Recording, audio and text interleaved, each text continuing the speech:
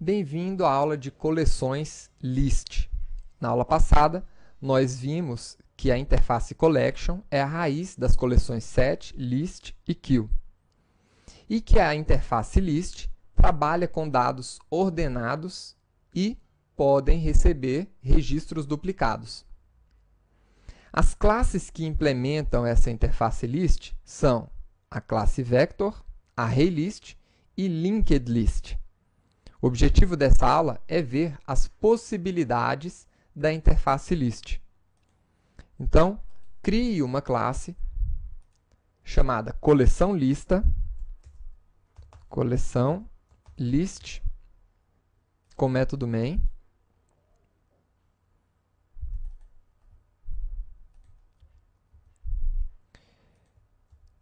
E vamos aqui chamar uma interface lista que recebe objetos string e vamos iniciar uma classe ArrayList que implementa essa interface. Lembre-se sempre de importar as classes e interfaces que você está utilizando. Então, a interface list, ela às vezes é chamada de sequência. Tá? Ela é uma coleção ordenada que, como já foi dito, pode conter elementos duplicados. Tá? Então, essa interface ela tem todos os métodos da interface Collection que você viu na última aula. E mais alguns outros para manipular os elementos dela através dos índices desses elementos. Sim, né? A interface list ela trabalha de uma forma muito semelhante que um array, por exemplo. Então, aqui dentro da nossa lista, eu vou adicionar alguns esportes, por exemplo. Então, vou colocar aqui.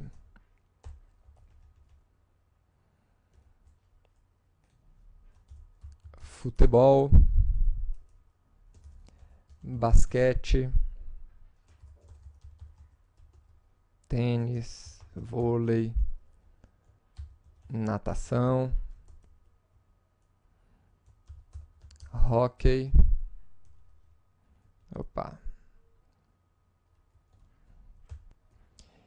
e boxe. Então, tudo bem. Até aqui, nada demais, né? Só que essa interface, ela aceita elementos duplicados. Então, vou colocar futebol aqui 2 vezes. E vamos ver aqui essa lista. Então, aí está. Eu tenho futebol, todos os outros esportes, e no final tem futebol novamente. Isso aqui, por exemplo, eu não conseguiria numa interface set, por exemplo. Tá? Então, essa interface lista, ela tem ali, por exemplo, alguns métodos que permitem a você manipular os dados dessa interface como se fosse um array. Então, como é que eu poderia listar os elementos de um array? Utilizando um for? Então, aqui eu também posso listar utilizando um for. Então, eu vou inicializar uma variável e quero percorrer todos os elementos do meu array, ou da minha lista, na verdade, né? Então, list.size e mais.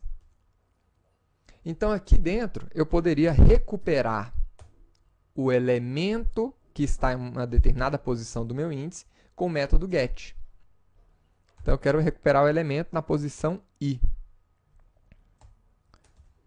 Vou atribuir esse elemento a uma variável aqui dentro.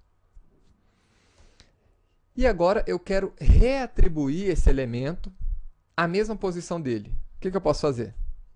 List.set na posição do índice aquele elemento. Então, aí está. Posso fazer isso. Mas apenas a título de curiosidade, eu vou modificar essas palavras, né, esses esportes aqui, para colocar todos eles em letras maiúsculas, to uppercase, só para a gente ver as mudanças. Tá? Eu poderia aqui também imprimir cada um desses elementos, né? Não vou fazer isso aqui agora. Mas eu vou imprimir agora a nossa lista novamente.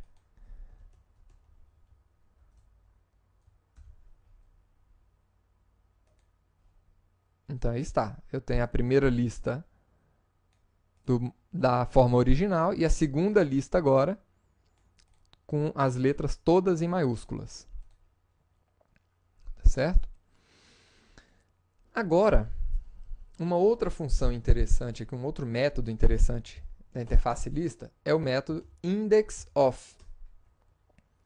Esse método pode ser utilizado para a gente localizar um elemento na nossa listagem. Então, eu quero saber aonde é que está a palavra box. Ele vai trazer para a gente a localização do box dentro da nossa lista. Então, vamos ver aqui.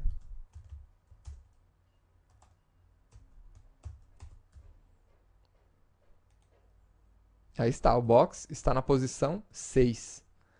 0, 1, 2, 3, 4, 5, 6.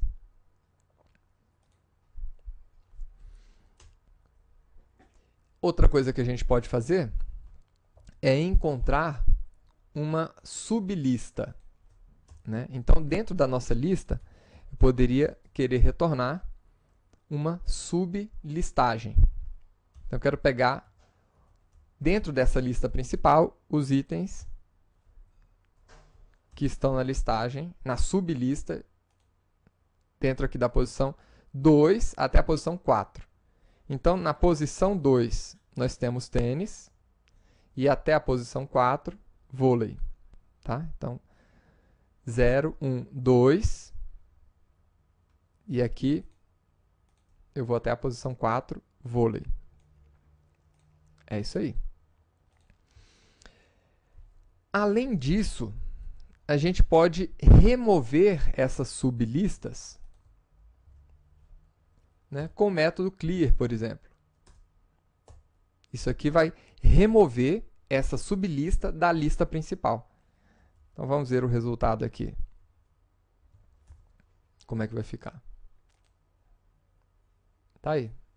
Removeu tênis e vôlei da lista principal. Então, esses são os principais métodos extras para manipulação de dados em listas. Tá? Então, na próxima aula, vamos conhecer o utilitário collections, que a gente vai usar muito quando estiver trabalhando com coleções. Até a próxima aula.